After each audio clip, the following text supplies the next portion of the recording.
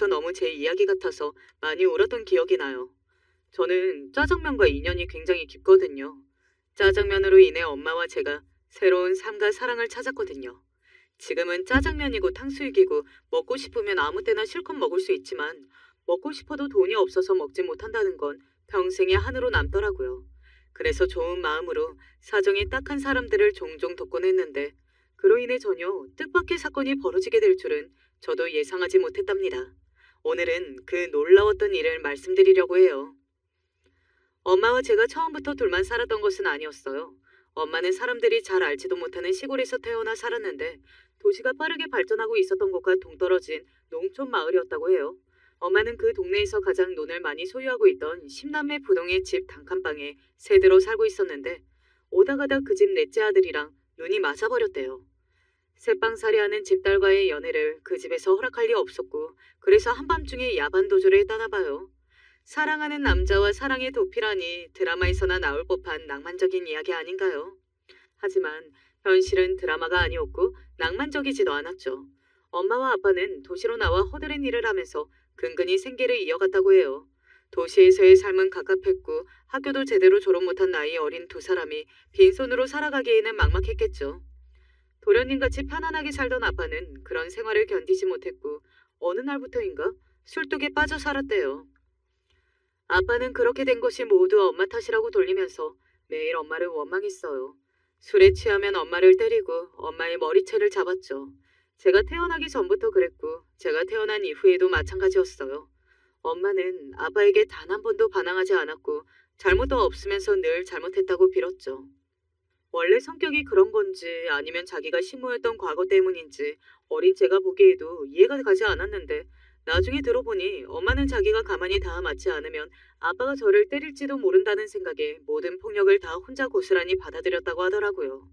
그 얘기를 듣고 마음이 찢어지더군요. 엄마는 언제나 힘들게 일을 하면서 우리 집의 가장 역할을 했고 아빠는 가끔 자기 술값이나 떨어지면 일하러 나갔지 그 외에는 집에서 밥버릇이처럼 빈둥거리기만 했어요. 술 없으면 생활은 못하고 그 와중에 술상은 꼭 차려줘야 했죠.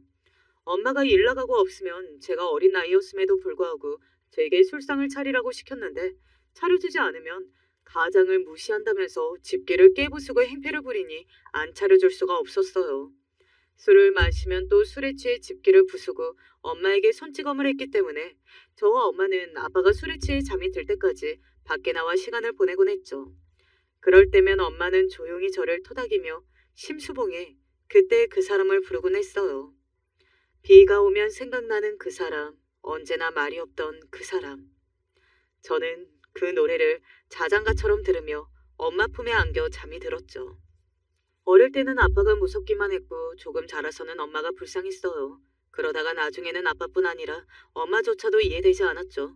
엄마를 함부로 대하고 때리는 아빠는 당연히 이해가 가지 않았지만 엄마도 왜 아빠에게 그렇게 맞으면서도 계속 같이 살고 돈도 다 퍼다 주는지 이해가 가지 않았어요. 나중에는 무력하게 맞기만 하는 엄마까지도 미울 지경이었죠. 아빠는 그래도 저에게 손을 대지는 않았지만 제가 어느 날 엄마를 때리는 아빠를 막아서자 저를 거칠게 밀쳤고 그 바람에 부엌 모서리에 머리를 찧어서 피가 난 적이 있었어요. 그때 겨우 제 나이 9살 때 일이었죠. 엄마가 놀라서 저를 들쳐업고 근처 병원으로 갔고 저는 엄마를 붙잡고 울면서 아빠를 버리고 우리 둘이서 살자고 애원했어요. 하지만 엄마는 그래도 네 아빠니까 그런 소리 하면 안 된다고 오히려 저를 타일렀죠.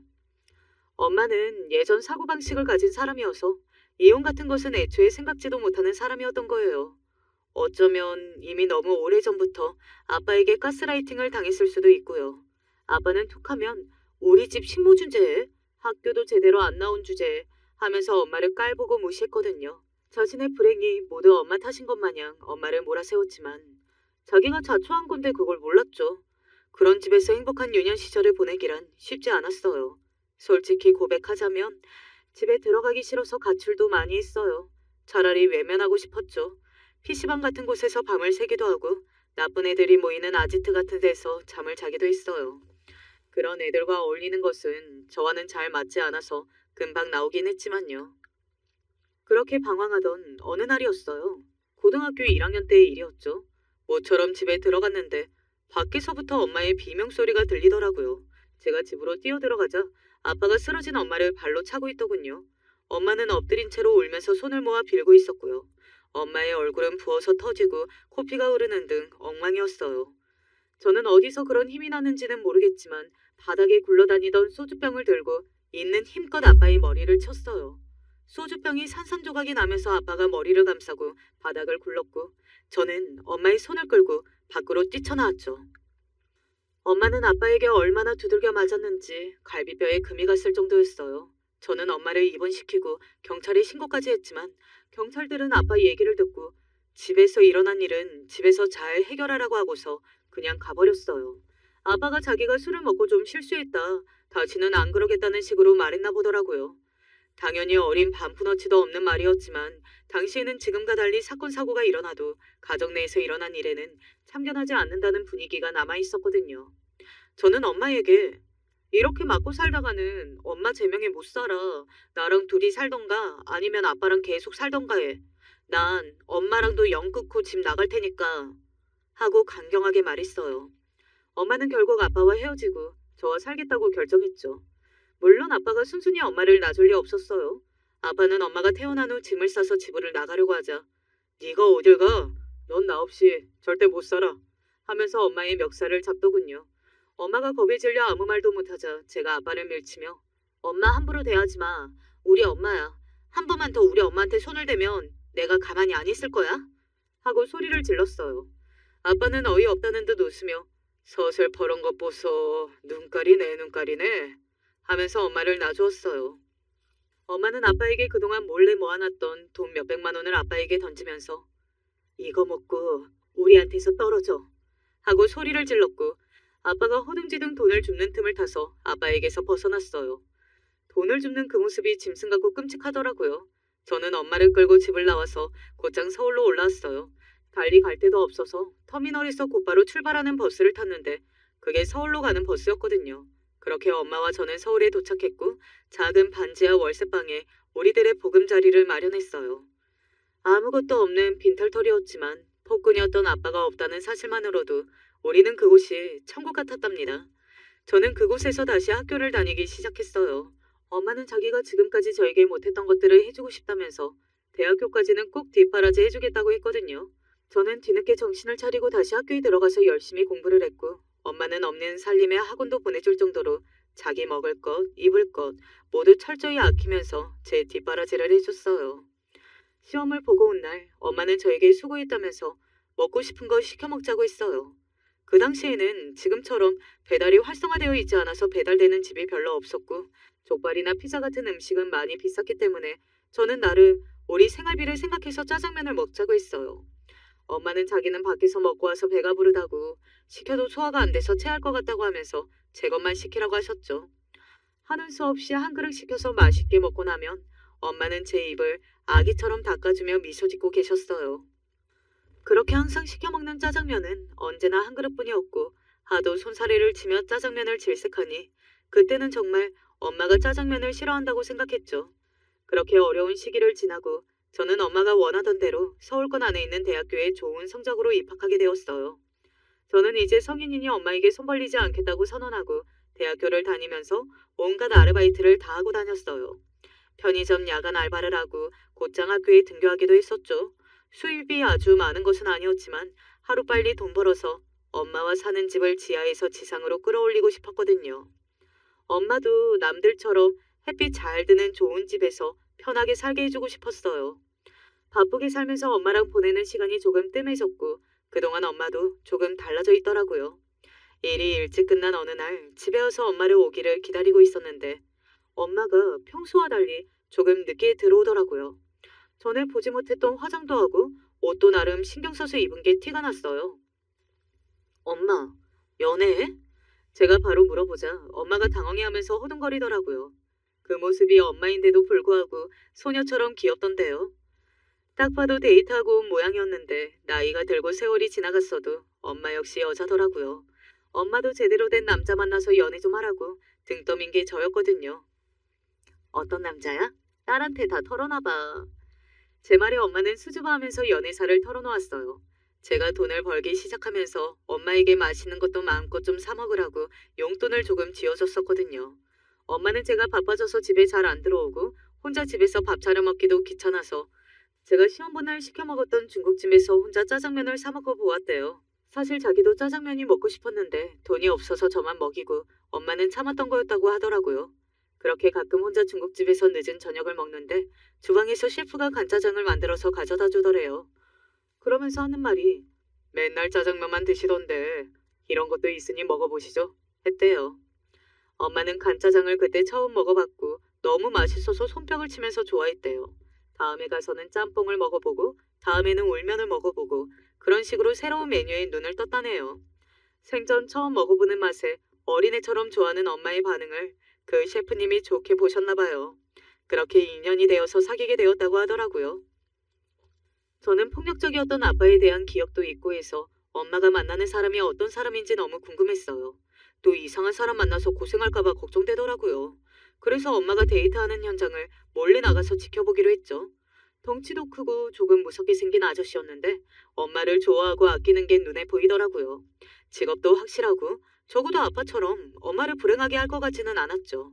무엇보다 엄마가 행복해하는 게 좋더라고요. 하지만 엄마의 행복은 오래가지 않았어요. 엄마는 항상 소화가 잘 되지 않는다고 늘 소화제를 달고 살았는데 병원비를 아낀다고 병원을 잘 가지 않고 유통기한이 지난 소화제만 먹곤 했었거든요. 제가 물어봐도 괜찮다고만 했고요. 그러다 어느 날 제가 학교에서 수업을 듣고 여느 때처럼 엄마에게 전화를 했는데 엄마가 하루 종일 전화를 안 받더라고요. 무슨 일 있나? 하고 저녁에 엄마와 만나서 물어보니 별일 아니라고 하더라고요. 그날이 사실은 엄마가 의사에게 암 말기라는 이야기를 듣고 온 날이었어요.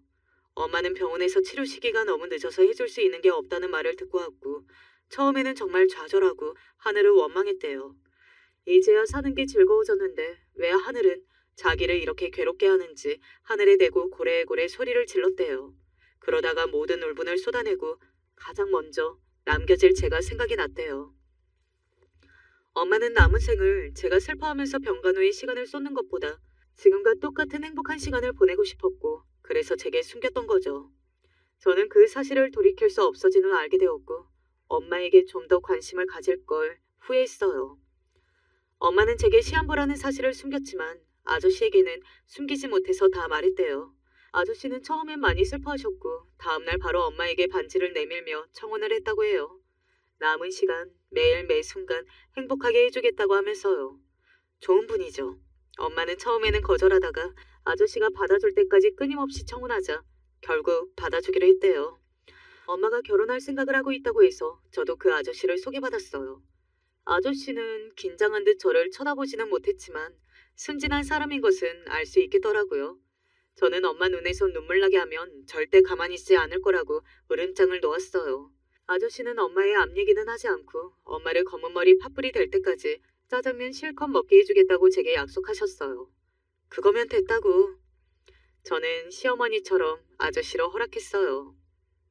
엄마의 결혼식에 저는 제가 엄마의 엄마인 것처럼 드레스를 피팅해주고 같이 부케 고르고 한복도 맞췄어요. 엄마는 수줍은 신부가 되어 처음으로 결혼식장에 섰죠. 제 눈에는 세상에서 가장 아름다운 신부였어요. 아저씨도 엄마의 모습을 보고 눈물을 흘리시더라고요. 아마도 엄마가 시한부였기에 슬퍼하신 거겠지만 저는 아저씨가 엄마의 아름다운 모습에 감동해서 울컥하신 줄 알았죠. 그렇게 결혼식을 하고서 엄마와 아저씨는 함께 살기 시작했어요. 저는 대학교 근처에 방을 얻어 자취하겠다고 했고 엄마와 아저씨는 제 방을 따로 하나 만들어서 언제든지 제가 올 수 있게 해주셨어요. 아저씨가 자주 오라고 맛있는 거 많이 해주시겠다고 하셨죠. 그 말의 의미를 조금 더 일찍 알았더라면 엄마를 더 자주 보러 갔을 텐데. 아저씨는 엄마와 결혼하고 중국집을 새로 오픈했어요. 작지만 깔끔하고 맛이 좋으면서도 가격도 착한 중국집이었죠.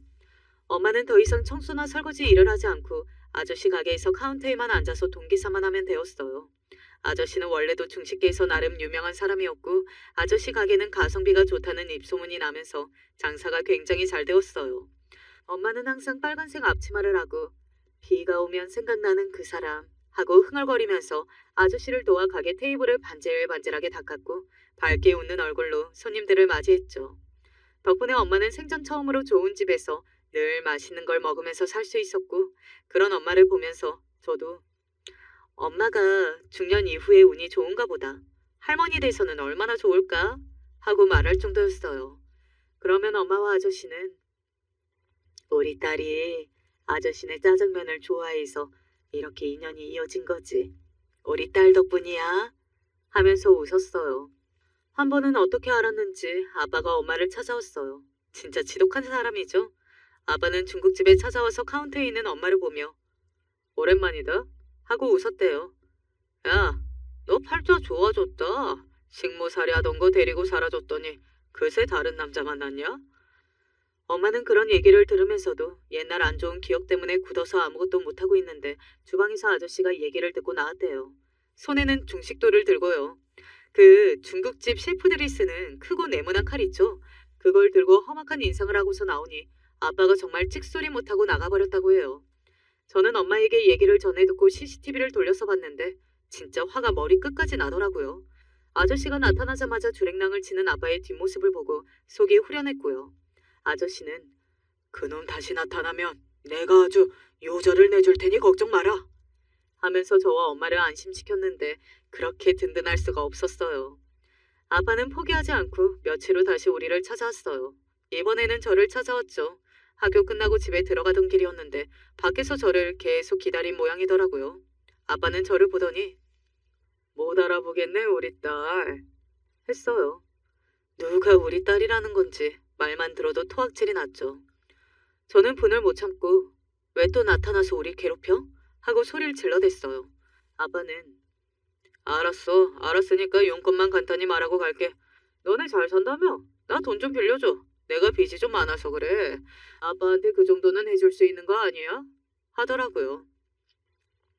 저는 기가 막혀서 누가 당신 아빠야? 아빠 노릇 한 번이라도 한 적 있어? 하고 따졌지만 아빠는 그럼 네가 내 속 물려받고 살고 있는데 내 딸 아니야? 하더군요. 그러면서 돈 빌려주면 다시는 네 엄마 안 괴롭힐게 하는데 잠시 갈등이 되었어요. 그냥 돈 몇 푼 쥐어주고 떼어낼까 하고요. 그렇게 고민하고 있는데 엄마가 맨발로 허둥지둥 뛰어왔어요. 집에서 저를 기다리다가 제가 악을 쓰는 소리를 듣고 밖을 내다보니 아빠가 보여서 당장 뛰쳐나온 거였어요. 엄마는 이제껏 들어보지 못한 비명 같은 소리를 지르며 울부짖었어요. 나만 괴롭히면 됐지. 왜 내 딸까지 찾아와서 괴롭혀. 이 버러지 같은 놈아. 내 딸 앞에 또다시 나타나면 그땐 진짜로 너 죽이고 나도 죽을 거야. 엄마가 마구 날뛰면서 주변에 있던 돌을 주워 아빠에게 던졌고 그 서슬에 아빠도 물러나더라고요. 엄마는 자기가 죽고 나서도 아빠가 저를 쫓아다니면서 돈 달라고 괴롭힐지도 모른다는 생각에 이성을 잃었대요. 살 날도 얼마 남지 않았는데 아빠가 가게를 찾아왔을 때 아무 말도 못했던 것이 억울해서 마지막으로 모든 울분을 다 쏟아내고 싶기도 했다고 하네요. 엄마는 미친 사람처럼 악을 쓰고 날뛰다가 헛구역질하기 시작했는데 입에서 울컥 피가 나오더라고요. 저는 놀라서 엄마 하고 소리를 지르면서 엄마를 데리고 병원에 가려고 했는데 엄마는 괜찮다고 저를 말렸어요. 그리고 그날 엄마는 말기암이라는 사실과 그걸 알고서도 아저씨가 청혼했던 일 등을 다 이야기해 주었어요. 저는 엄마 인생이 너무 불쌍해서 미련하게 암 치료도 안 받고 있었던 엄마가 미워서 엄마를 끌어안고 많이 울었어요. 왜 그랬어? 왜? 돈이 수십억 수천억이 들더라도 치료받고 하루라도 더 내 곁에 남아 있어야지. 왜 그걸 혼자 정해? 나 혼자 남게 되면 나는 어쩌라고. 당장 치료받으러 가. 암 치료받고 하루라도 더 살아. 제가 이성을 잃고 날뛰자 아저씨가 저를 말렸어요. 엄마도 미안하다면서 울었고요. 지금이 너무 행복해서 죽는 날까지 이대로 쭉 이 행복이 이어졌으면 좋겠다고 생각했다면서 울더라고요. 저는 그제야 정신이 돌아왔어요. 엄마는 남은 시간 행복하고 싶었는데 저 때문에 엄마가 울고 있으면 안 된다는 생각이 들더라고요.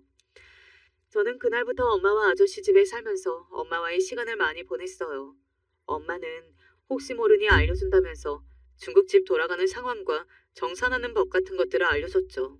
아저씨는 요리만 잘하지 이런 건 잘할 줄 모른다면서요. 저는 엄마가 계속하면 되지 하면서도 엄마가 하고 싶어하는 대로 내버려 두었어요. 엄마는 그날 이후 토요라는 날이 많아졌고 음식은 거의 소화하지 못했어요. 그렇게 좋아하던 짜장면도 먹으면 토해버리더라고요. 아저씨는 엄마가 먹을 수 있게 건강하고 자극적이지 않은 재료들로 맵기 정성스레 죽을 만들어 주었고 엄마는 조금이나마 먹고 기운을 차리곤 했죠. 주말에는 엄마가 가보지 못한 곳들을 여기저기 다녔어요. 강원도에서부터 제주도까지 산이고 바다고 열심히 다녔어요. 아저씨는 엄마를 위해서 캠핑카까지 뽑았죠. 엄마가 가보고 싶다고 하는 엄마의 고향도 가보았어요. 엄마의 부모 형제들은 다 뿔뿔이 흩어지고 그렇게 잘 살았던 아빠네 집도 흔적 없이 이미 오래전 폐가가 되어 있더라고요. 엄마는 식모살이 하던 그때 그 집 식구들이 짜장면을 먹는 게 그렇게 부러워 보였다고 해요. 그래서 짜장면이 세상에서 제일 좋은 음식이고 제일 맛있는 음식일 거라고 생각했었다고 하더라고요. 그래서 저는 엄마에게 엄마, 세상에 맛있는 게 얼마나 많은데 우리 나중에 이탈리아에 가서 피자랑 파스타도 먹어보고 프랑스 가서 빵도 실컷 먹어보자 하고 약속했어요. 엄마도 희미하게 웃으면서 그렇게 하자고 약속했죠. 몇 달 후 엄마는 집에서 평안하게 생을 마감했어요. 병원에서는 죽어도 눈 감기 싫다고 고집을 피워서 강한 진통제만 처방받아서 왔죠. 피를 너무 많이 토해서 계속 대하에 받아서 버려야 했어요. 저는 엄마가 가는 날까지 엄마가 원하는 대로 우리가 여행 다니고 행복했던 때를 찍은 동영상을 보여주고 이야기하면서 곁에 있어줬어요. 엄마가 행복한 기억만 가지고 떠날 수 있게 엄마의 기구하고 힘들었던 인생의 대부분을 버리고 갈 수 있게 해주고 싶었어요. 장례식 내내 거의 제정신이 아닌 채로 울고만 있던 저 대신 아저씨가 모든 절차를 다 해주셨어요. 3일 내내 비가 계속 쏟아지더군요. 저도 많이 힘들었지만 아저씨도 겉으로 표현을 안 했을 뿐 속으로 많이 힘들었나 보더라고요. 납골당에 엄마를 모시고 모든 절차가 다 끝난 후 혼자 납골당 앞에서 한참 동안 울고 계셨거든요. 장례가 끝날 때까지 계속 아저씨가 저를 위로하고 곁에 있어줬는데 그때는 제가 아저씨 곁을 지켜주었죠. 엄마가 흥얼거리던 노래가 저절로 생각나더라고요. 비가 오면 생각나는 그 사람. 저는 그동안 엄마를 보낼 준비를 하고 있었기도 했고 엄마도 마지막까지 제가 행복하게 살기를 원하셨기 때문에 저는 금방 일상으로 다시 돌아갔어요. 이전보다 더 열심히 살아서 학교도 수석으로 졸업했고요. 하지만 아저씨는 그날 이후로도 우울증에 걸린 사람처럼 계속 울면서 중국집에도 안 나가고 술을 마시면서 엄마와 찍은 사진과 영상만 보고 계시더라고요. 계속 심수봉 노래를 들으면서요. 사실 이제 아저씨와 저는 그냥 남남이라고 생각했기 때문에 엄마 돌아가시고 나서 저는 다시 자취방으로 돌아갔어요. 처음에는 그냥 충분히 슬퍼하시라고 내버려뒀다가 가게도 버려두고 너무 오래 슬픔에서 벗어나지 못하시기에 제가 집까지 쳐들어갔어요. 집은 온통 술병으로 가득하더라고요. 그래서 제가 아빠가 술 마시고 엄마를 그렇게 때려서 엄마는 술 마시는 남자 싫어해요. 아저씨 이러고 있으면 엄마가 좋아하실 것 같아요? 하면서 술병을 다 버려버렸죠. 아저씨는 엄마의 사진을 끌어안고 정말 아이처럼 꺼이꺼이 통곡을 하더라고요. 저는 아저씨를 끌고 가게로 갔어요. 상중이라는 종이를 붙인 가게 앞은 몇 주 관리 안 했다고 엉망이 되어 있었죠. 저는 엄마가 그랬듯이 엄마가 하던 빨간 앞치마를 하고 가게 앞을 쓸고 닦고 가게 안도 다시 반질반질 윤이 나도록 닦았어요. 그런 저를 보면서 아저씨도 다시 주방으로 들어가시더라고요. 그렇게 다시 오픈 준비를 하고 엄마가 늘 서 계시던 카운터에 제가 서서 손님을 받았어요. 손님들이 그동안 걱정했다고 하면서 하나둘 오시더라고요. 저는 엄마가 저에게 가르쳐준 대로 계산을 하고 테이블을 정리하고 정산을 했어요.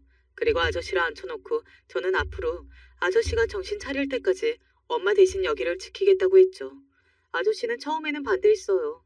이제 졸업하면 좋은 곳에 취업도 할 수 있을 텐데 자기 때문에 여기 눌러앉지 말라고 말리셨죠.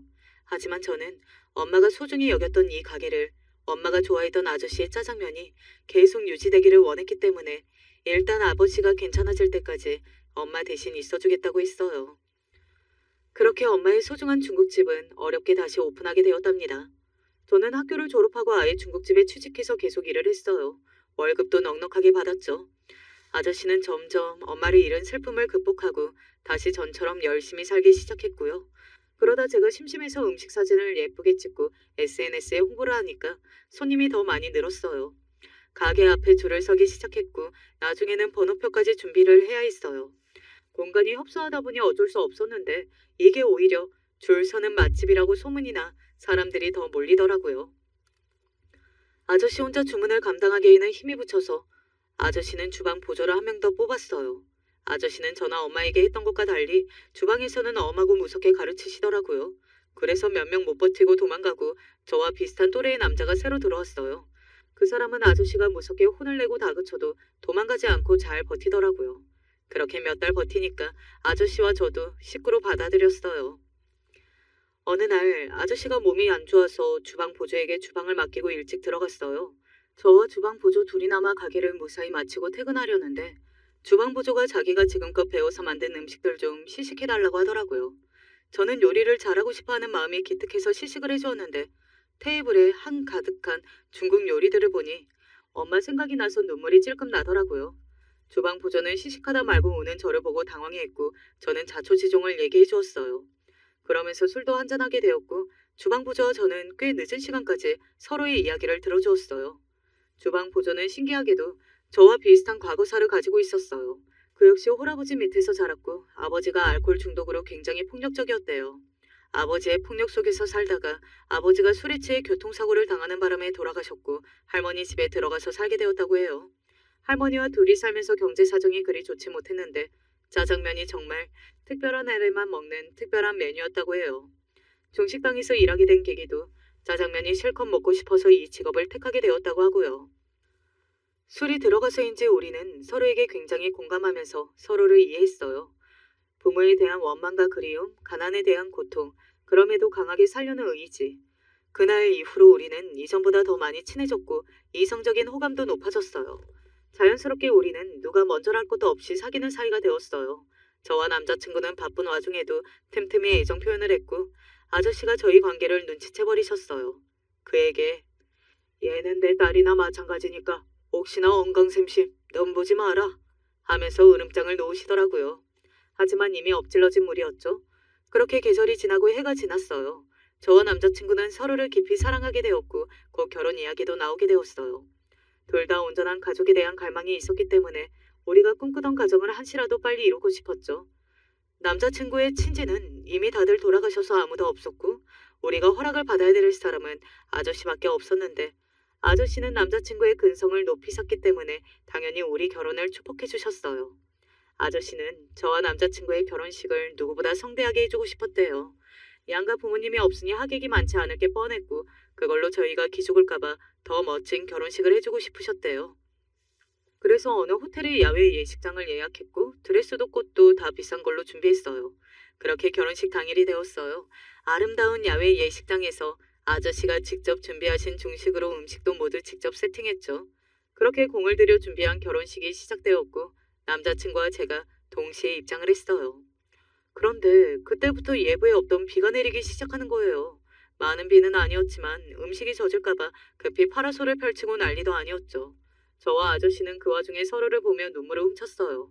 생전에 엄마가 좋아하던 노래, 비가 오면 생각나는 그 사람, 그 노래가 떠오르면서 아, 엄마가 우리 결혼식 보러 왔구나 하는 생각이 들었거든요. 결혼식 관계자가 잠시 결혼식을 멈췄다가 할까요? 했지만 저와 신랑 그리고 아저씨는 이대로 결혼식을 진행하겠다고 했어요. 비싼 드레스도 반나절 동안 세팅한 화장과 머리도 비싼 꽃도 모두 비에 쫄딱 젖어버렸지만 엄마가 함께한다는 생각 속에서 저희는 누구보다 행복한 결혼식을 올렸답니다.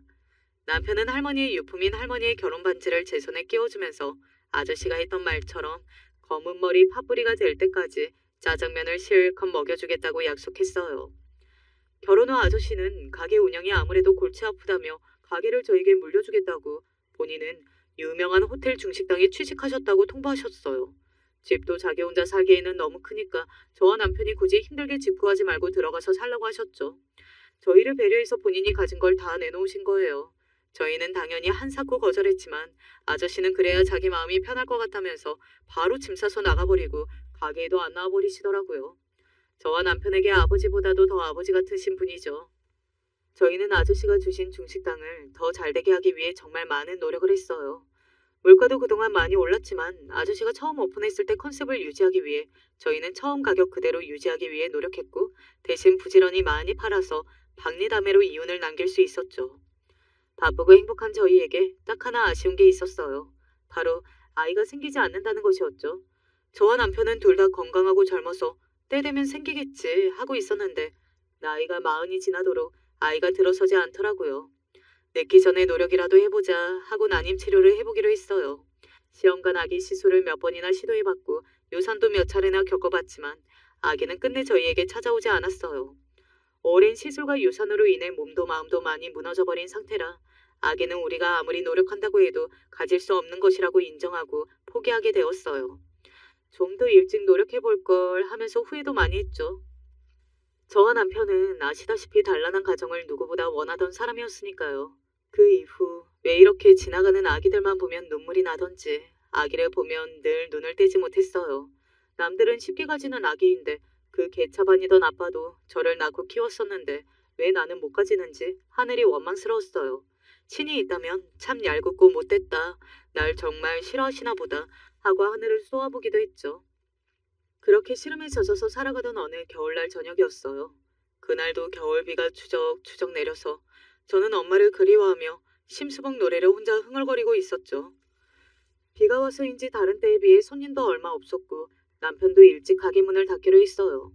가게 문을 잠그려던 그때 저는 여자아이와 그보다 조금 작은 남자아이 둘이서 가게 앞을 서성거리는 것을 발견했어요. 비가 오는데 우산도 없이 비를 모두 맞고 있었죠. 저는 놀라서 왜 비를 맞고 있어? 이리 와. 하고 아이들을 불렀지만 아이들은 우물쭈물하면서 오지 않더라고요. 저는 아이들을 끌고 가게 안으로 데리고 왔어요. 아이들은 남매같이 보였는데 비 오는 겨울 날씨인데도 불구하고 내복 같은 얇은 옷만 딸랑 입고 있더라고요. 신발도 굉장히 해진 슬리퍼를 신고 있었고요. 저는 급히 히터를 켜고 제 겨울 외투와 남편 외투를 가지고 와서 아이들을 덮어주었어요.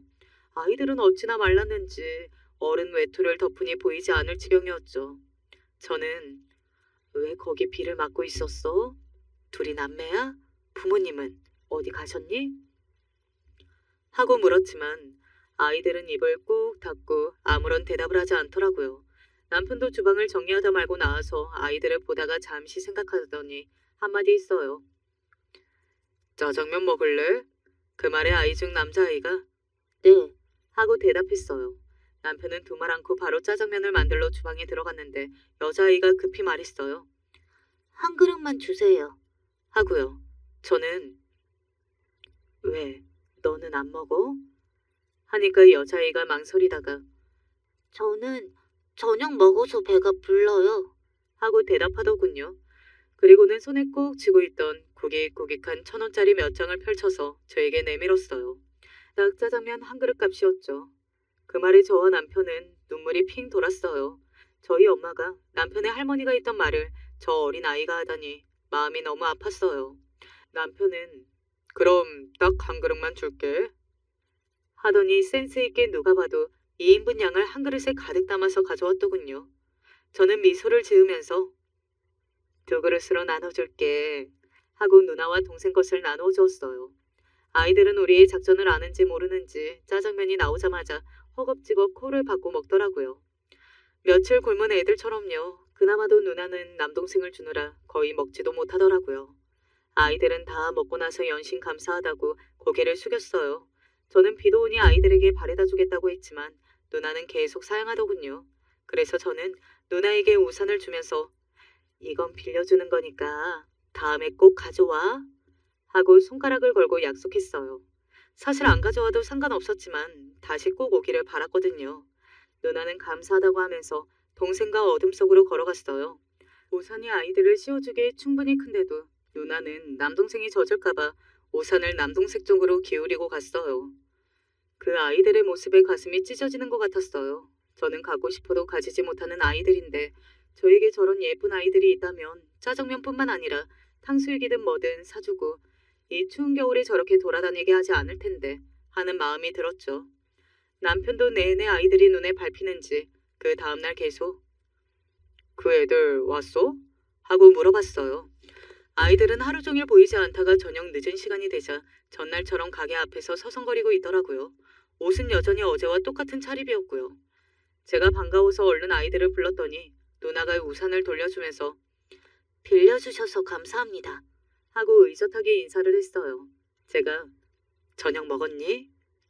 하고 묻자 우물쭈물하는 것이 안 먹는 것 같았어요. 저는 사양하는 누나와 남동생을 억지로 끌고 와서 먹고 싶은 거 시키라고 했죠. 누나는 아니라고 손사래를 쳤지만 남동생은 짜장면 하고 대답하다가 누나 눈치를 보았어요. 저는 짜장면은 어제 먹었으니까 오늘은 다른 거 먹어 하면서 볶음밥을 시켜주었어요. 누나는 난처한 얼굴로 저희 돈이 없는데요 했고 저는 이모랑 저기 주방 아저씨도 어릴 때 돈 없어서 짜장면이 그렇게 먹고 싶었거든. 너네 보니까 그때 생각나서 그래. 짜장면 먹고 싶을 때 언제든지 와. 짜장면 말고 볶음밥 먹고 싶은 거나 탕수육 먹고 싶어도 언제든지 오고 다 해줄 테니까. 알았지? 했어요. 누나는 그제야 조금은 경계를 풀고 꾸벅 인사를 하고서 밥을 먹기 시작했어요. 저는 짐짓씩씩하게 이모는 마른 애들 보면 통통하게 만들고 싶은 욕심이 있는 사람이거든. 너네 살찔 때까지 매주 와. 이모가 계속 기다릴 거야. 했고 애들은 그제야 조금 웃더라고요. 아이들은 매주는 아니지만 그래도 한 달에 두세 번은 꼭 저희 가게로 왔어요. 누나는 그래도 짜장면 한 그릇 값은 내겠다면서 굳이 돈을 자꾸 내려고 하더라고요. 저는 돈을 받고 용돈이라면서 돈을 더 주기도 했죠. 누나는 똑똑하고 예의 바르고 남동생도 살뜰히 챙기는 아이였어요. 그 나이 때는 자기도 어리광 부리기 바쁠 나이일 텐데 일찍 철든 아이가 짠하기 그지없더군요. 아이들과 조금 친해지고 저는 아이들 사정을 조금 들을 수 있었어요. 예상했듯이 아이들은 저와 남편처럼 불우한 가정 환경 속에서 살고 있더라고요. 엄마와 아빠가 이혼해서 엄마가 두 아이를 키우는데 제가 판단하기로는 애초에 엄마란 사람은 애들을 키울 생각보다는 양육비 때문에 애들을 데리고 온 것 같았어요.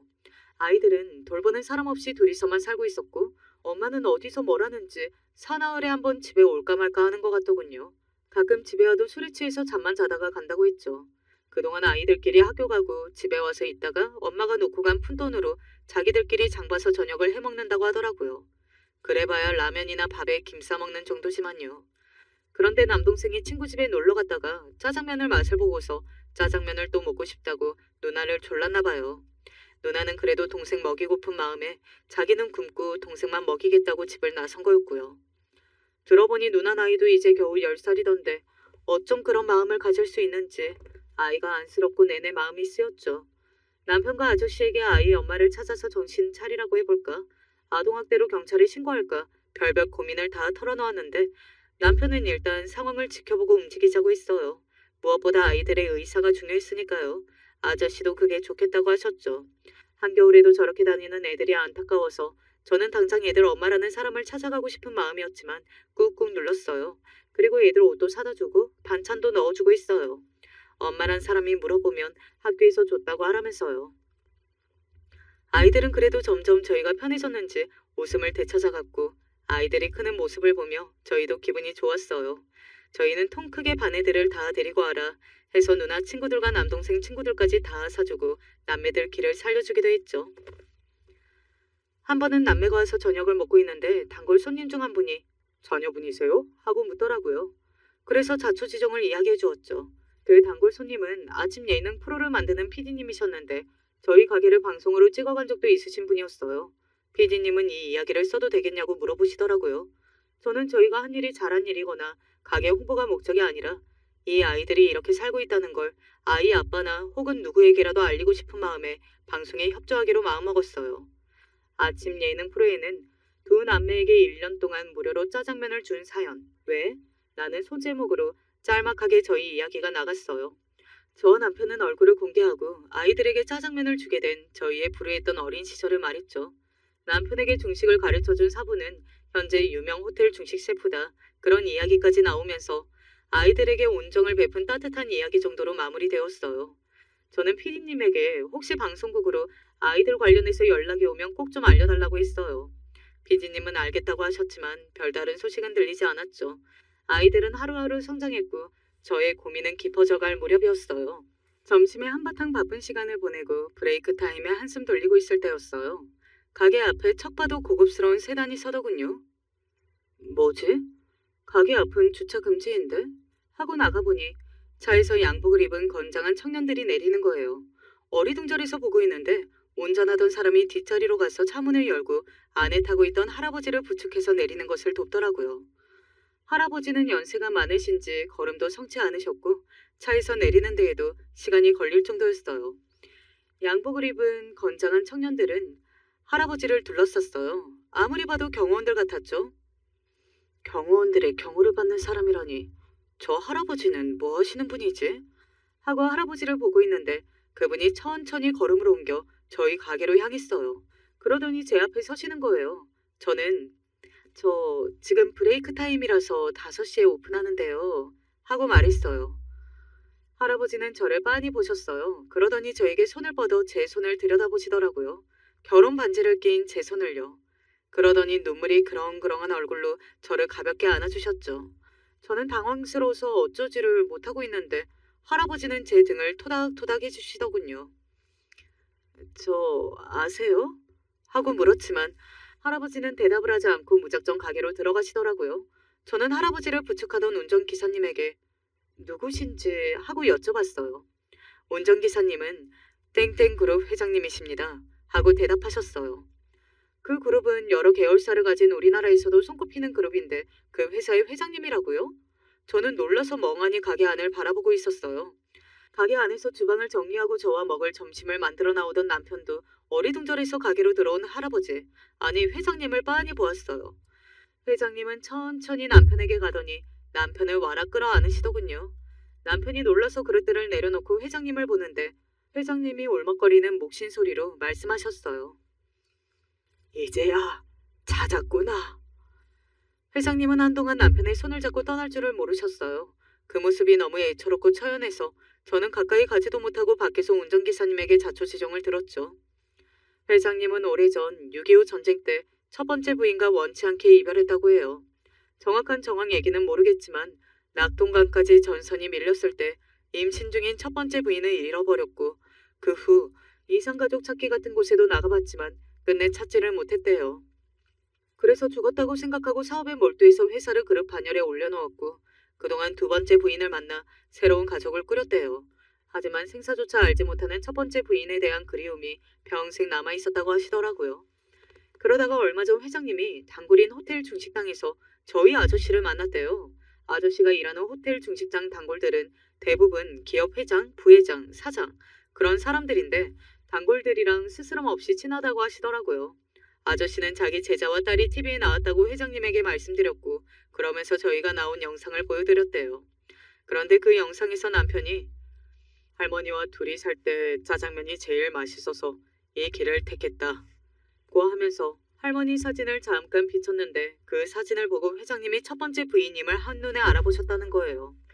사진에서 할머니가 반지를 끼고 있는데 그게 회장님과 첫 번째 부인의 결혼 반지였던 거죠. 그래서 처음 저를 보셨을 때 제 손을 들여다보신 거였어요. 남편이 저와 결혼하면서 할머니의 유품인 반지를 제게 결혼 반지로 줬으니까요. 회장님은 한동안 남편과 이야기를 나누다가 가셨어요. 남편의 할머니 이야기는 저도 예전에 얼핏 들었었는데 혼자 남편의 아버지를 키우면서 고생을 많이 하셨다고 들었어요. 돌아가시기 전까지 손자인 남편을 키우면서 평생 짜장면 한 그릇을 마음 편히 못 드셨다고요. 회장님은 남편의 이야기를 들으며 웃다 울다 하시더군요. 그래, 그 사람 성격이 그렇지. 그렇게 고생을 했다고 하면서요. 회장님은 더 이야기하고 싶으셨지만 브레이크 타임이 끝나고 또 손님들이 오기 시작하시자 마지못해 일어나셨어요. 다음에 또 보자꾸나. 도움 필요할 일 있으면 연락하고 하시면서 저에게도 손주 며느리야 고맙다 하고 떠나셨죠. 회장님이 가신 후 곧 밀어닥치는 손님들을 받느라 정신이 없어서 우리는 꿈을 꿨나 싶을 정도였어요. 그 회장님의 손자가 내 남편이라고? 하는 생각이 물색없이 자꾸 들더라고요. 그렇게 정신없이 가게를 마무리하고 저와 남편은 여전히 멍한 상태로 가게에 앉아 있었어요. 남편은 저에게 어차피 옛날 일이고 뭐가 바뀌는 일은 없을 거야. 나도 그러고 싶지 않고 하면서 괜히 싱숭생숭한 자기 마음도 다잡더군요. 저도 당연히 여보는 여보일 뿐이야 하면서 괜한 생각은 떨치려고 했죠. 그때 남매가 안녕하세요 하면서 씩씩하게 들어왔어요.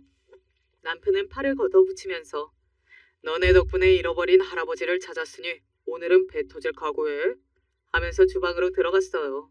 아이들은 어리둥절하게 저를 바라봤고 저도 너네는 행운의 아이들이야 하면서 웃어주었어요. 우리는 그날 배가 찢어지게 많이 먹고 즐거운 밤을 보냈답니다. 얼마 후에 남매의 아빠가 직접 저희 가게로 찾아왔어요. 저희 방송이 SNS에 짧은 영상으로 돌아다녔고 그걸 남매의 아빠가 본 모양이었어요. 저희는 저희가 아는 대로 솔직하게 그간의 일들을 얘기해 주었고 그 후 아이들 아빠가 양육권을 가져가서 아이들을 직접 키우기로 결정했다고 전해 들었어요. 사실 만약에 남매의 아빠가 나타나지 않거나 남매의 엄마와 아빠가 만약 아이들 키우기를 거부한다면 저와 남편이 친권을 가져와서 입양을 하자는 생각까지도 하고 있었어요. 그래서 법적으로 친권 포기 같은 것을 알아보기까지 하던 와중이었죠. 하지만 남매 아빠가 아이들에게 미안하다며 눈물을 흘리는 것을 보면서 그래도 저나 남편보다는 친아빠가 나을 거라고 생각하고 안심했어요. 남매는 아빠가 있는 집으로 이사를 가기로 했다면서 마지막으로 저희를 찾아왔어요. 저희는 남매에게 맛있는 걸 잔뜩 해주고 포장까지 다 해줬어요. 그리고 언제든 찾아오라고 평생 짜장면은 무료라고 약속했죠. 남매는 환하게 웃으면서 떠났어요. 포동포동해진 아이들 얼굴이 너무나 예쁘더라고요. 제 이야기는 여기서 끝이에요. 짜장면 한 그릇이 만든 기적 같은 일이었죠. 요새도 저희 가게는 항상 바쁘고 아저씨도 자신의 일터에서 바쁘게 사세요. 남매 중 누나는 이제 곧 중학생이 된다면서 혼자서도 곧잘 저희 가게에 놀러와요. 다행히 아빠와의 생활은 좋은 것 같더라고요. 회장님은 가끔 저희 가게로 찾아오시고 이야기를 나누다 돌아가시곤 하시죠. 한번 남편이 요리를 해서 대접해드린 적이 있는데 아저씨보다는 못하다고 평가하시더라고요. 그 말을 들은 아저씨가 얼마나 으스대시던지 남편이 분해하는 게 정말 웃겼죠. 솔직한 마음으로는 그래도 남편이 그 그룹 손자인데 만약 정말 우리가 잘못되거나 하면 모른 채 하시지는 않겠지? 하는 약간의 기대의 심리는 있어요. 하지만 거기에 흔들리지 않으려 마음을 다잡고 살고 있죠. 저는 지금 저를 아빠처럼 아껴주는 아저씨와 저를 세상에서 가장 사랑해주는 남편과 엄마가 소중히 여겼던 중국집이 있어 마음만큼은 회장님보다 부자라고 생각하거든요. 앞으로도 남편과 아저씨가 했던 말처럼 검은 머리 팥불이 될 때까지 짜장면과 함께 행복하게 살려고 합니다. 비 오는 날엔 가끔 엄마를 그리워하면서요. 요즘 젊은이들도 삶이 힘들겠지만 제가 어렸던 시절에는 정말로 그날 목숨이 붙어있는 것만으로 겨우 감사하며 지내야 했던 때가 있었어요. 누구나 힘들게 살았고 다들 날카로웠던 그 시기에 우리 집에는 기적과도 같은 일이 있었습니다. 저는 일제강점기 시절에 태어났고 우리 집은 저를 비롯하여 총 6남매였어요. 큰오빠가 있었고 그 밑으로 언니들 셋, 그리고 저 다음으로 남동생까지 있었는데요. 제가 태어난 지 얼마 안 되어 나라가 해방이 되었기에 어른들은 무척 기뻐하셨고 그 다음에 남동생까지 태어나 얼마나 예쁨을 받았는지 모릅니다. 한창 아들이 귀하던 때 저와 11살 차이인 큰오빠 밑으로 전부 딸만 낳게 되었고 한참 시간이 지나 막내둥이 남동생을 통해서 겨우 아들을 얻게 되었으니 말이에요.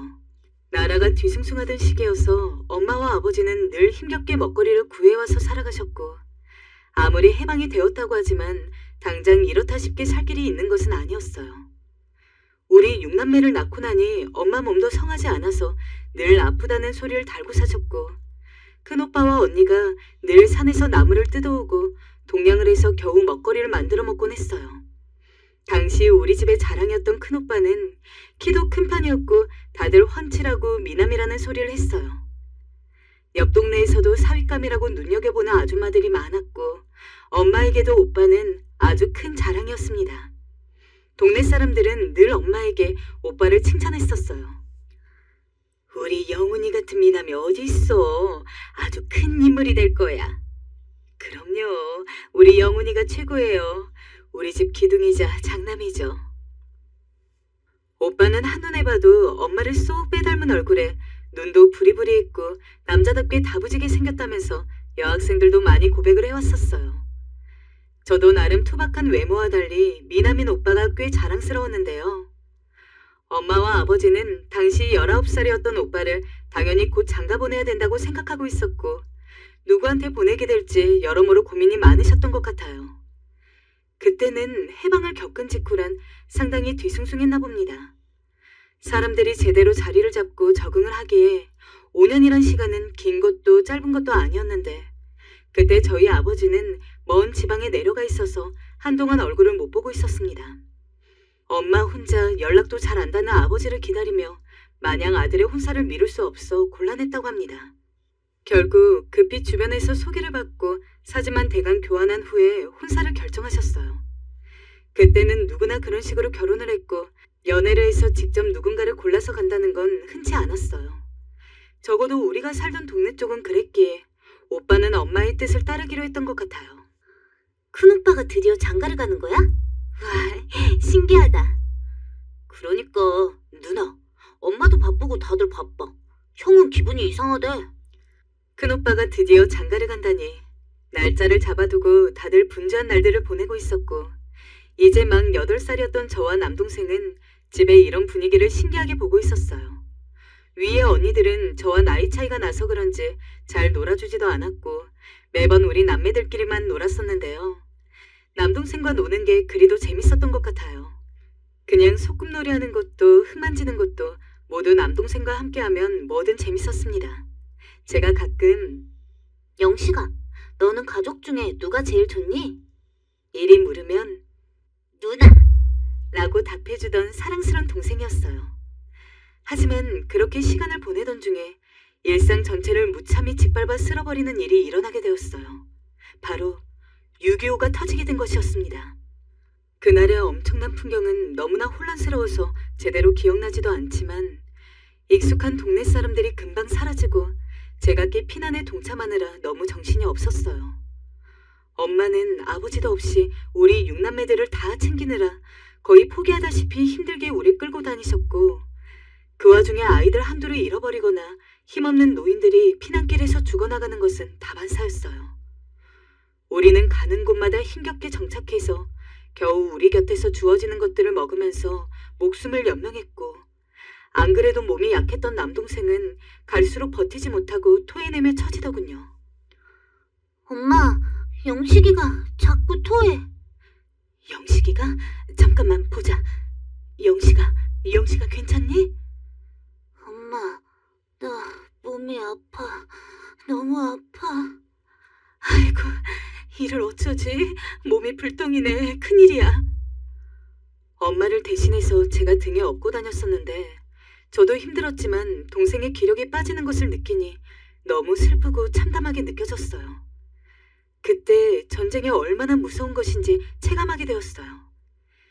이윽고 저는 이때 사람의 죽음이라는 것을 처음 체험하게 되었습니다. 엄마를 비롯하여 언니들과 오빠는 모두 힘이 없어 울 수조차 없었고 조용히 이 시간을 받아들이는 수밖에 없었어요.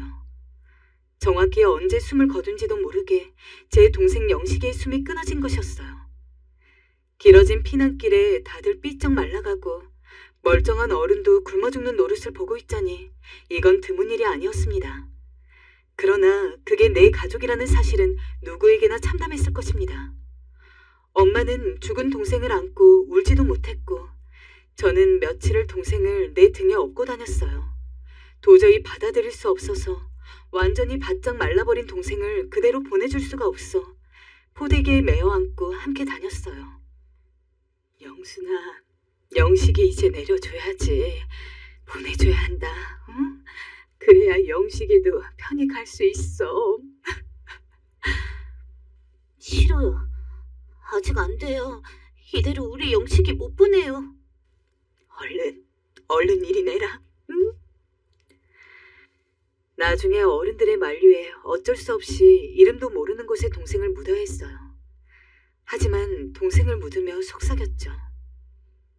영식아, 다음 생에 꼭 다시 만나자.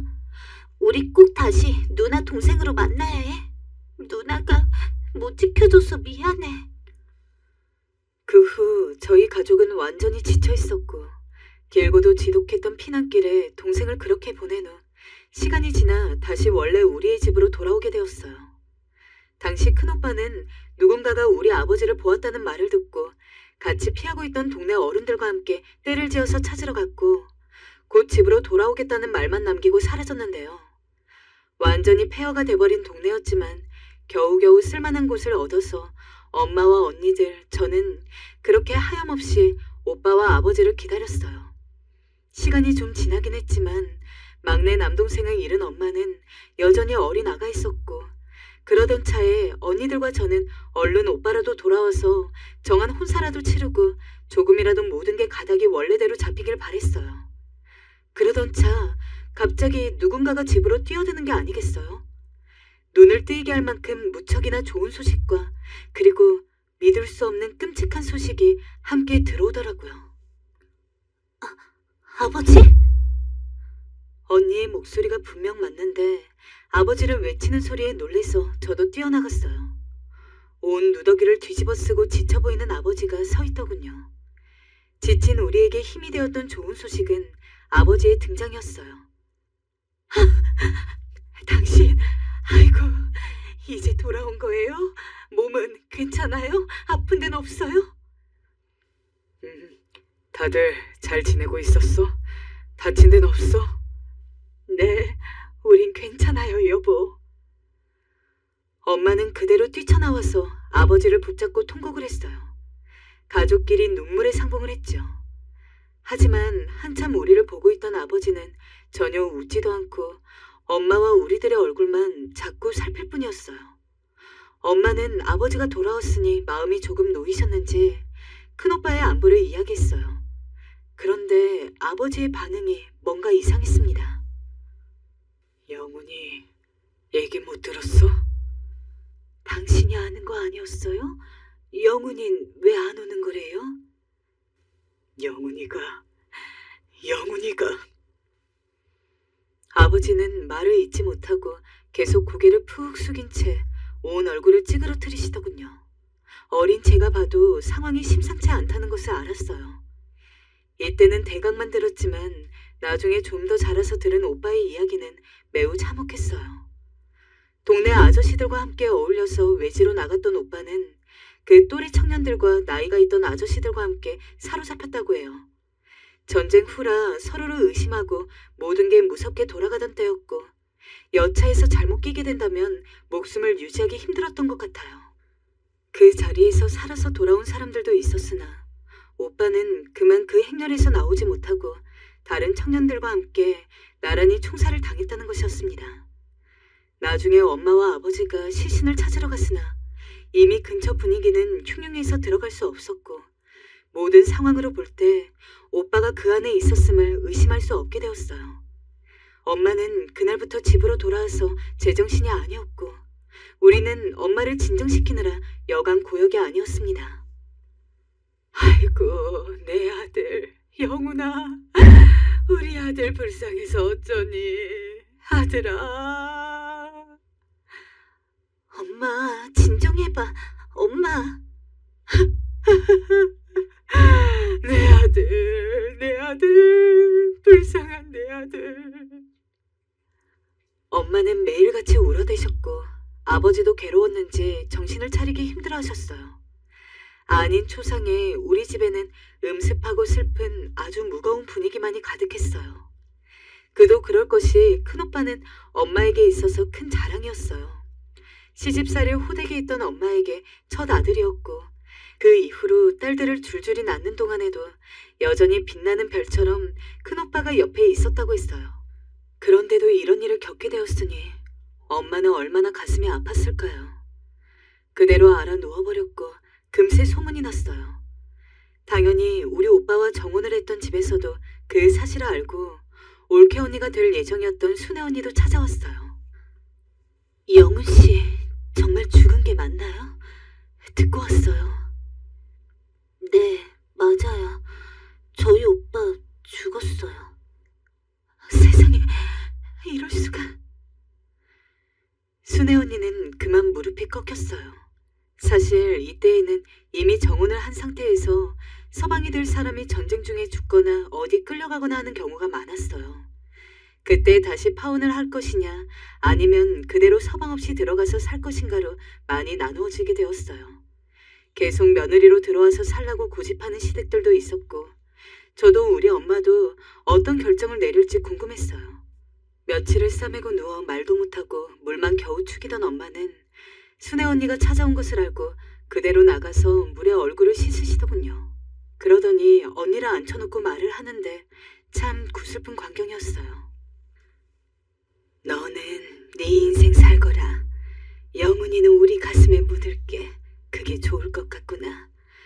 여기까지 오느라 고생 많았다. 우리는 저 말을 하고 있는 엄마가 또 발작이라도 일으켜서 쓰러지는 게 아닐까 겁이 났어요. 저 역시 큰오빠를 잃었다는 게 실감나지 않아서 매일 숨죽여 울었는데 엄마의 저 말을 들으니 목에서 말 울음소리가 날 정도로 슬픔이 끌어올랐어요.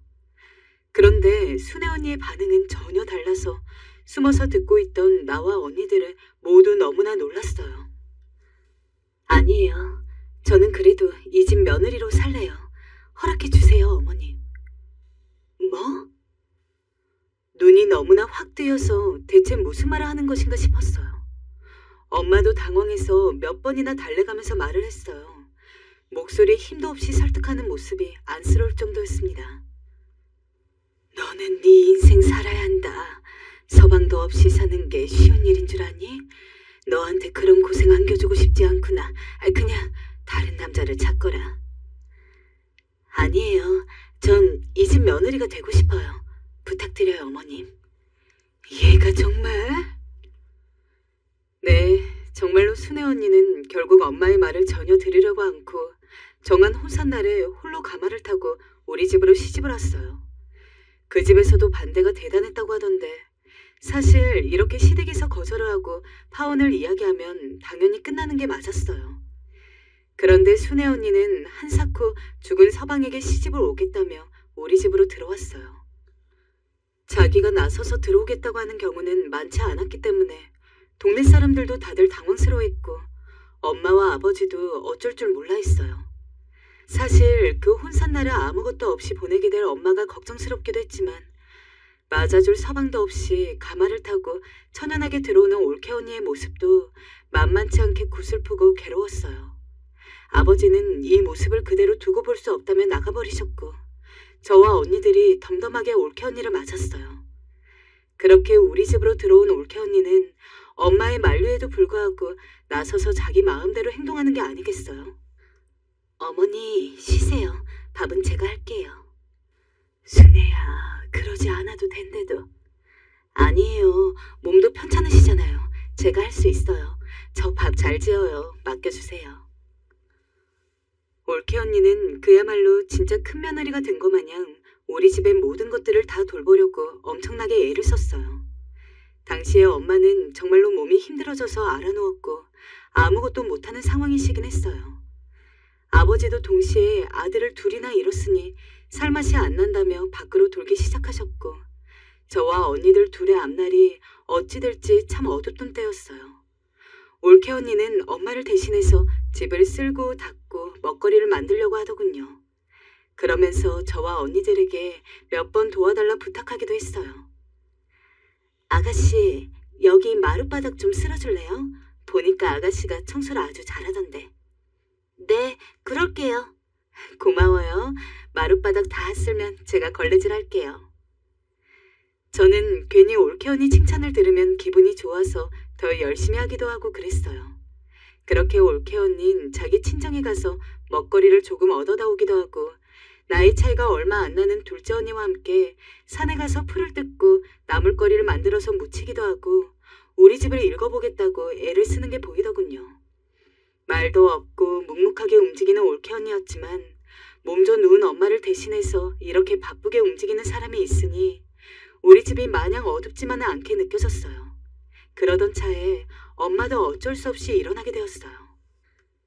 이대로는 니네까지 다 굶어주게 될 거야. 내가 삼촌네라도 다녀와 볼게. 그 말을 듣자마자 바로 올케 언니가 이렇게 대답하는 게 아니겠어요? 어머니, 저와 같이 가셔요. 어머니 혼자선 힘드셔서 안 돼요. 결국 엄마는 올케 언니와 함께 몇 시간을 걸어 삼촌 댁에 도착했고 아주 조금의 돈을 빌려오셨어요.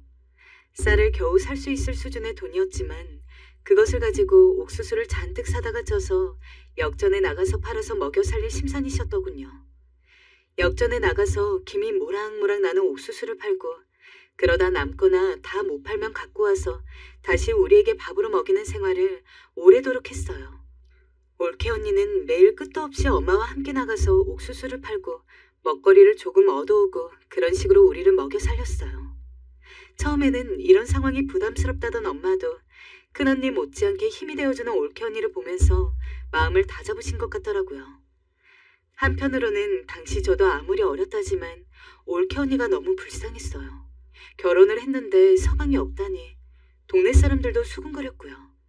저는 결국 참지 못하고 올케 언니에게 묻게 되었어요. 언니야는 우리 오빠 얼굴도 잘 모르잖아요. 그런데도 왜 우리 집에 있는 거예요? 그러면 올케 언니는 뭔가 슬픈 듯한 표정으로 답하더군요.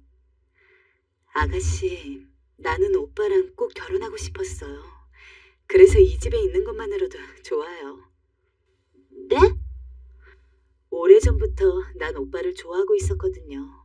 아마 오빠는 모르고 있었을 거예요. 아마 살아서 혼사를 치렀다면 그날 처음 내 얼굴을 보는 거였을걸요. 근데 어떻게 우리 오빠를 좋아하게 된 거예요?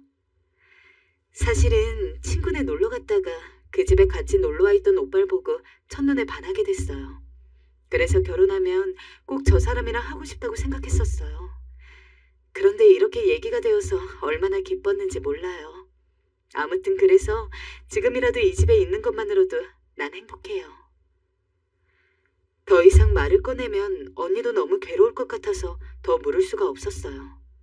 하지만 마음 한편으로 기쁘고 고마운 마음이 있었어요.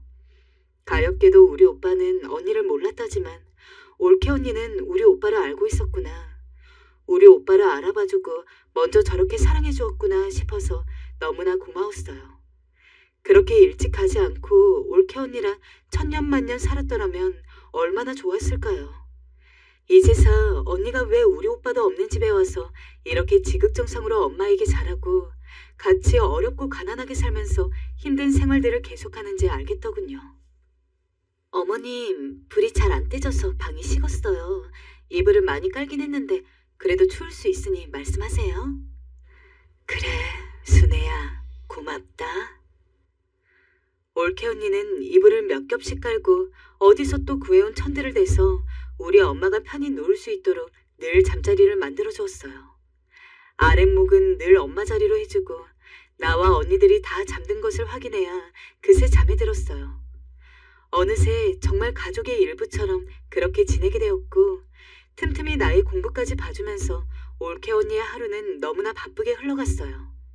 아침이면 그 누구보다 일찍 일어나서 집을 닦고 또 치우고 있는 먹거리로 아침을 차려서 엄마 앞에 놓아드리고 나와 언니들도 말끔하게 챙겨주곤 했어요.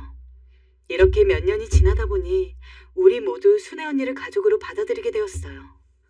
올케 언니는 당연한 듯 엄마를 따라다니면서 같이 역전에 나가서 이것저것 팔기 시작했고 마치 아버지를 대신해서 가장이라도 된 양 돈벌이에 얼마나 열심히 하는지 모릅니다. 옥수수 사세요. 감자 사세요. 이거 진짜 맛있어요. 한번 잡숴보세요. 옥수수가 오늘 진짜 달고 맛있어요. 여기 하나 주세요. 네, 감사합니다. 내일 또 와주세요. 몸이 좋지 않은 데다가 평소 숫기도 없어서 아무것도 못하고 있던 엄마에 비해 올케 언니는 이렇게 해야 집안을 살린다는 각오가 있었는지 얼마나 강단 있게 잘 파는지 몰라요. 이듬해부턴 저도 여기에 같이 껴서 따라 나갔고 셋이서 함께 팔고 오곤 했어요. 그러다 보니 옆에서 같이 먹거리를 내놓고 있는 할머니들도 도와주면서 열심히 같이 팔아드렸어요. 가끔 역전 앞에서 아름들이 나무 껍데기를 벗긴다고 하면 다 같이 달려들어서 벗겨내는 등 올케 언니와 얼마나 함께 붙어다니면서 시간을 보냈는지 모릅니다. 그렇게 어느덧 3년이 되려는 차에 엄마가 올케 언니를 다시 앉혀놓았어요. 순애야, 이제 나가거라. 다른 남자 만나서 시집가거라. 이 말을 듣는데 건너방에서 얼마나 떨리고 무섭던지 저 말을 올케 언니가 받아들일까봐 겁이 났어요. 잘 지내고 있는데 왜 엄마는 또 올케 언니를 쫓아보내려는지 이해가 되지 않았어요. 올케 언니 역시 바로 받아치며 말하더군요. 어머니, 왜요? 저는 어머니 곁에 있고 싶어요. 하지만 엄마는 전에 없이 단호하게 야단치듯이 말했어요. 너는 아직 젊어. 과부로 살게 할 수도 없다. 내일 당장 짐 싸서 나가거라. 어머님, 진심이세요? 그래, 네가 안 가면 내가 널 직접 내쫓을 거야. 그런 상황 만들게 하지 말아라. 그 말을 하는 엄마의 목소리는 매서웠고 올케 언닌 고개를 푹 숙였어요. 정말 안 될까요? 좀 전에 네 어머니가 왔다 가셨어. 어머니가요? 그래, 딸을 돌려달라 간곡히 부탁하시더구나. 나로서도 너를 여기 두는 건 아무래도 못할 짓 같다. 이제 가거라. 그간 고마웠다. 올케 언닌 그 다음날 정말 떠났어요. 엄마는 며칠간 무척이나 괴로워하셨어요. 오빠를 잃었던 때와 다름없을 정도로 알아놓으셔서 언니들과 제가 번갈아가며 죽을 끓여다가 먹여드려 했어요. 저는 올케 언니와 가장 정이 많이 들었기 때문에 인사도 제대로 못하고 그렇게 보내게 된 것이 무척 슬펐어요. 나에게 많은 이야기도 해주었고 공부도 가르쳐주고 이야기도 들려주고 너무 좋았는데 말이에요. 지금 생각해보면 엄마는 모든 것이 다 올케 언니를 위해서 이렇게 결정한 것이었을 거예요. 그런데 얼마 가지 않아 우리는 생각지도 못했던 소식을 듣게 되었습니다. 다들 그 소식에 너무나 마음이 허했죠. 글쎄, 영훈이네 시집갔던 순애 말이야. 금세 다른 집으로 시집 갔다 나봐. 근데 그게 뭐 흉인가? 애초에 서방도 없는 집에 갔잖아. 젊은데 과부 만들 일이 있어. 그거야 그렇지. 아무튼 다른 집으로 갔다니 영훈이네가 좀 씁쓸하겠어. 동네 아줌마들이 수군대는 소리를 들어보니 아예 없는 말 같지도 않았고 확인해보니 정말로 올케 언니는 새로 시집을 간 게 맞더군요. 엄마는 엄마답게 의연하려 하셨어요. 엄마, 들었어? 언니가... 들었다. 순애 아직 20몇 살밖에 채 안 되었잖아. 아기도 나올 수 있을 텐데 붙잡고 있어서는 안 되지. 잘 되었구나. 우리 가족들은 그렇게 이 상황을 되도록 빨리 잊기로 하고 입 밖으로도 올케 언니의 이야기를 서로 꺼내지 않으려고 했어요. 엄마는 여전히 몸이 아프신 상태였고 아버진 그 와중에도 잠깐 돌아오시기는 했으나 이내 못 견디고 또 나가버리더군요. 매번 올케 언니와 함께했던 일들을 이제는 저와 언니들이 같이 하면서 역전에서 음식거리들을 팔고 둘째 언니가 식당에서 일을 하면서 조금씩 끼니를 때우게 되었어요. 그렇게 다시 삭막해진 우리 집에서 저는 깊은 우울감을 느끼면서 올케 언니와 보냈던 시간들을 떠올리곤 했어요. 저와 터울이 훌쩍 나서 기억이 많지 않은 큰오빠보다 어쩌면 올케 언니와 붙어서 지냈던 그 3년 정도의 시간이 왜 그렇게 좋았던 것일까요? 그런데 이후로 도통 믿을 수 없는 일들이 펼쳐지게 되었어요. 거의 1년 가까이 발길을 끊었던 올케 언니가 다시 우리 집에 발을 들이게 된 것이었어요. 아니, 순애야, 네가 여기 웬일이야? 다시는 오지 말라고 했잖니. 엄마는 몹시 놀라서 자리에서 일어나셨지만 그래도 왠지 모르게 반가운 기색이 역력했어요. 올케 언니 옆에는 웬 남자분이 있고 올케 언니의 배는 크게 불러 있었어요. 딱 봐도 임신을 했다는 것을 알 수 있었어요. 귀여워하는 올케 언니의 말은 가슴을 벅차게 했어요. 어머니, 저 이 사람이랑 결혼했어요. 아기도 가졌어요. 그래서 인사드리러 왔어요. 그래, 그랬구나. 어머님, 그간 보고 싶었습니다.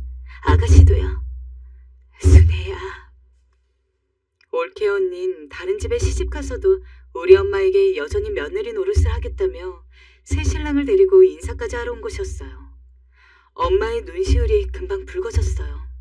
올케 언니와 결혼한 남편분은 그런 내용을 다 알면서도 이해해주었고 이후로도 계속해서 우리 집을 찾아왔어요. 아기가 태어나고서도 우리 엄마에게 찾아와서 안겨주었고 올 때마다 쌀과 반찬거리들을 갖고 와서 마루에 한창 펼쳐놓고 가곤 했습니다. 한 번도 빈손으로 온 적이 없었어요. 아이고, 고마워라. 이게 다 무엇이니? 별거 아니지만 가져왔어요, 어머니. 식구들이랑 다 같이 드세요. 엄마가 고마워하면 올케 언닌 씩 이빨을 드러내고 웃곤 했죠. 갓난쟁이를 데리고 와서 우리 엄마에게 안겨주었을 때의 엄마의 표정을 잊을 수 없어요. 우리 집은 남자씨가 다 끊겨서 이제 아기를 볼 일이 없는데 순애니가 아기를 이렇게 보여주는구나. 예쁘기도 해라. 저와 언니들도 있지만 엄연히 우리 집 남자였던 큰오빠의 아내였던 언니가 데려온 아기이니 엄마는 이렇게라도 생각하고 싶으셨나 봐요.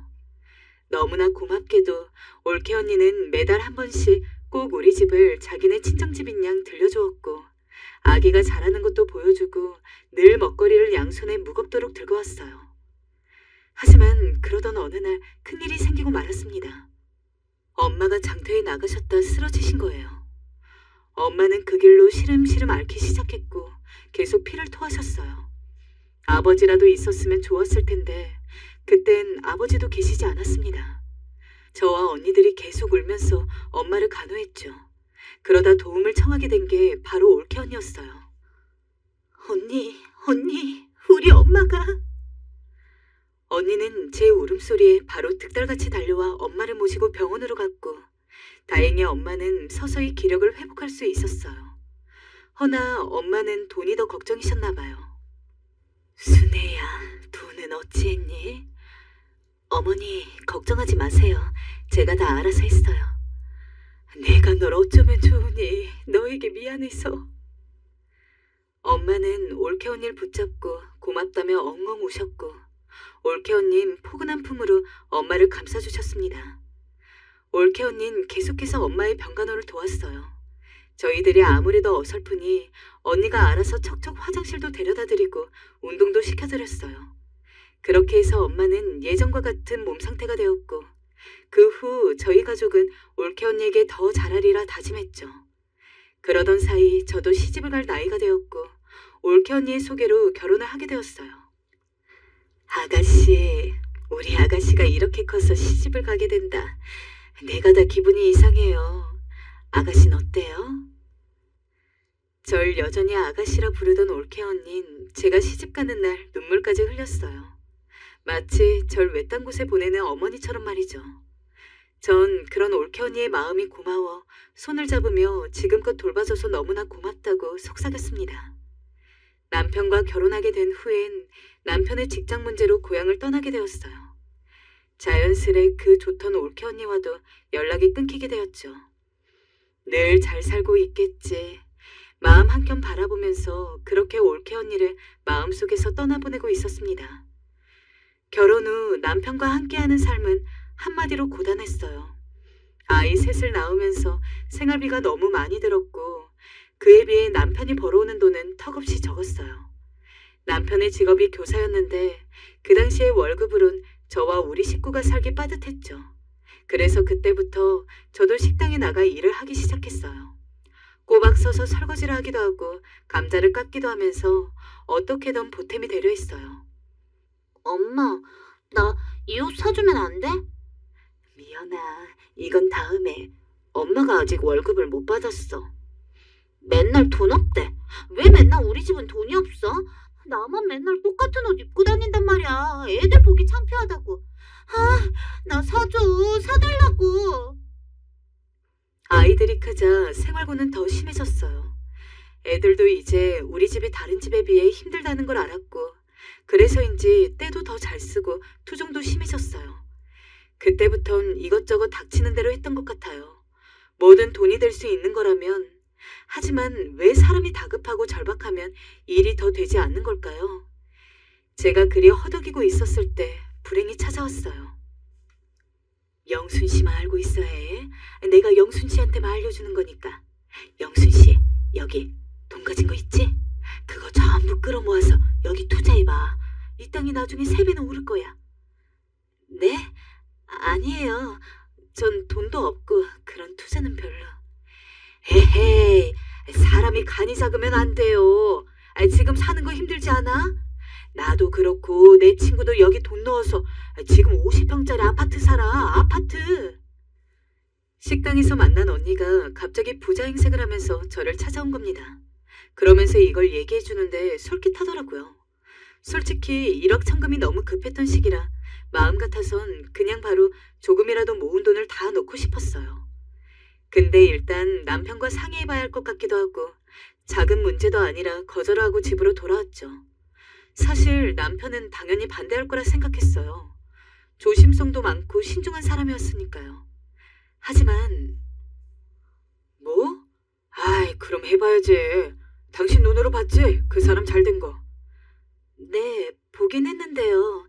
근데 이게 작은 돈이 아니라 괜찮을까요? 지금 우리가 이것저것 따질 처지야? 그냥 뭐든 기회가 생기면 해봐야지. 남편은 강경하게 해봐야 한다고 주장했고 저는 알겠다 했습니다. 하지만 예상하셨겠지만 얼마 후 그 언니에게선 연락이 없었고 먼지처럼 사라져버렸어요. 남편은 말을 잃었고 저는 정말 속이 너무 상해 아이들 앞인 것도 모르고 땅을 치며 울었어요. 이걸 어떡해. 아까워서 어떡해. 저희 상황은 처참했어요. 모은 돈 다 털어넣은 것뿐만 아니라 남편 아는 친구들한테까지 돈을 빌렸으니 한순간에 빚더미에 올라온 거였죠. 여보, 우리 이제 어떡해요? 우리 식구 뭐 먹고 사냐고요? 그걸 나한테 물으면 뭐 어쩌라고? 그니까 그런 정보를 왜 가지고 들어와? 옆편 내가 가만히 있을 것이지. 여보, 당신이 하자 했잖아요. 몰라. 입 다물어. 에이씨. 사람이 극한의 상황에 오게 되니 성격도 바뀌나 봅니다. 그 유순하고 점잖던 사람이 저에게 책임을 모두 돌리고 제 탓이라 비난하더라고요. 그러면서 직장도 갑자기 관두고 술 먹으며 돌아치기 시작했어요. 아마 다시 돌이켜봐도 그때만큼 힘들었던 때가 없었던 것 같아요. 남편은 집을 들어오지 않지, 아이들은 배가 고프다고 울어대지. 극단적인 생각마저 들 때였어요. 결국 저는 아이들을 안고 고향으로 잠시 내려갔습니다. 그리고 거기서 순애 언니를 다시 보게 됐어요. 어머, 아가씨 얼굴이 왜 이리 안 좋아요? 무슨 일 있어요? 아니, 그게 아니라 언니, 사실은... 막상 고향에 내려왔지만 가족들 걱정할까봐 속사정을 못 꺼내고 있었는데 순애 언니가 마침 집에 와 있던 터라 제게 저리 묻더라고요. 그리고 그만 전 언니 앞에서 엉엉 울고 말았습니다. 세상에 그런 일이. 아가씨, 일단 제가 닿는 대로 돈 빌려줄게요. 이거 갚아야 한다 생각 말고 그냥 받고 아주 나중에 여력이 되면 돌려줘요. 당시 순애 언니는 남편이 사업을 해서 돈을 좀 만지고 있었던 모양이에요. 제 얘기를 듣자마자 같이 슬퍼해주더니 바로 서슴없이 돈을 내어주겠다 했습니다. 막말로 오랜만에 본 인연이고 가족도 아닌 사이인데 이렇게 도움을 주는 언니가 너무 고마웠어요. 그리고 그 돈을 가슴 안에 꼭 품으며 다짐했습니다. 반드시 잘 돼서 언니에게 이 돈을 다시 갚아주겠다고요. 아가씨, 언제든 말할 곳이 필요하면 나 찾아와요. 알겠죠? 순애 언니는 고향 같은 말투로 그리 마지막까지 절 달래주었어요. 전 어떻게든 구해온 이 돈을 가지고 그렇게 빚을 갚았고 다시 시작할 수 있었습니다. 빚이 사라지자 남편도 미안하다며 다시 집으로 돌아왔고요.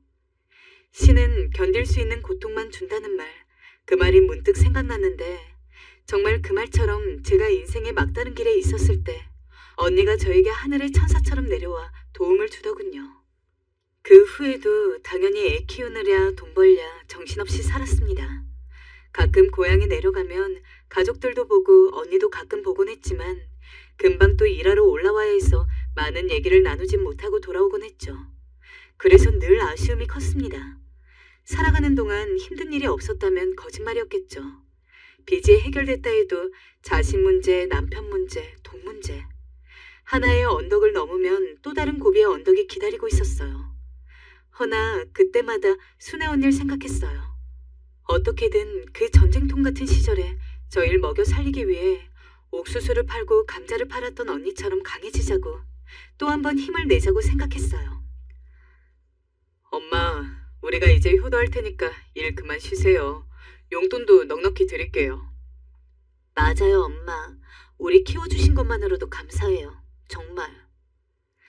그 덕분인지 자식들은 장성하게 커서 제게 효도를 하겠다고 취직을 하자 저런 기특한 소리를 했습니다. 어렸을 때 속 잔뜩 썩였던 아이들이 모두 멋들어진 모습으로 커서 대학도 가고 장가도 가는 모습을 보니 그간의 세월이 한편으론 조금 무상하기도 했어요. 왜인지 모르겠지만 마음 한켠이 헛헛하기도 하고 그러던 중 갑자기 따스한 정을 주었던 올케 언니가 생각이 나더라고요. 늦었지만 올케 언니에게 돈도 갚고 싶었고 언니 얼굴을 마주보며 고맙다는 말도 하고 싶었어요. 하지만 제가 순애 언니를 찾아갔을 땐 언니는 이미 많이 아픈 상태였어요. 아가씨 왔어요? 언니. 이미 언닌 시한부 선고를 받은 지 오래였고 힘겹게 숨을 쉬고 있었죠.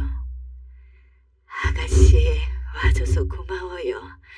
아가씨 얼굴 보고 싶었는데. 저는 그만 언니 앞에서 울음을 참지 못하고 엉엉 울어버렸어요.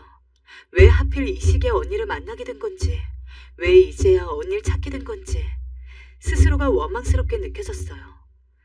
허나 언닌 그 모든 마음을 안다는 듯 그저 편안한 얼굴로 제 볼을 쓰다듬어주며 고맙다는 말만 반복했어요. 정작 고마운 건 저였는데 말이죠. 그렇게 올케 언니와 귀중한 하루하루를 보내고 있던 어느 날 순애 언닌 아무도 모르게 조용히 세상을 떠나고 말았습니다. 올케 언닌 살아생전 저희 가족을 위해 많은 일을 했어요. 가난했던 우리 집을 먹여 살렸고 큰 병에 걸려서 우리 엄마가 세상을 떠나게 될 때에도 남편분과 함께 찾아와서 엄마의 장례까지 치러주었고 빚에 허덕이던 절 도와주었고 일찍 엄마를 떠나야 했던 큰오빠와 남동생이 보내준 천사가 아닐까 싶을 정도로 그렇게 오래도록 우리 가족 곁에 있어 주었어요. 오빠만 죽지 않았더라면 진짜 올케 언니를 우리 가족으로 데리고 있으면서 사이좋게 지낼 수 있었을 텐데 이런 아쉬움이 컸지만 그런 마음을 알기라도 하는 듯 매번 빠지지 않고 모든 경조사를 챙겨주고 며느리 노릇을 야무지게 해냈던 올케 언니. 제가 지금의 남편을 만나 결혼을 할 때에도 모든 과정을 도와주고 저의 언니들보다 저를 더 잘 챙겨주었던 올케 언니. 먼저 세상을 떠났지만 저는 올케 언니가 세상을 떠날 때 우리 엄마가 가실 때보다도 더 울었던 것 같습니다. 그곳에서는 부디 큰오빠를 만나서 며느리 노릇도 올케 노릇도 잘 해놓으라고 말해보길 바라게 되더군요. 나는 누가 나에게 시킨다고 해도 올케 언니와 같은 인생을 살 수는 없을 것 같아요. 다들 그렇지 않나요? 내 인생에서 올케 언니와의 만남은 큰 기적이었고 축복이었어요. 전쟁이라는 아픔이 모든 것을 망쳐놓았지만 그 사이에서도 올케 언니가 피워낸 예쁜 꽃들을 보면서 용기를 내며 열심히 살아왔던 것 같습니다. 큰오빠를 잃은 슬픔이 컸지만 오빠로 인해 올케 언니라는 인연을 만날 수 있었으니 그 또한 감사히 여기고 싶어요.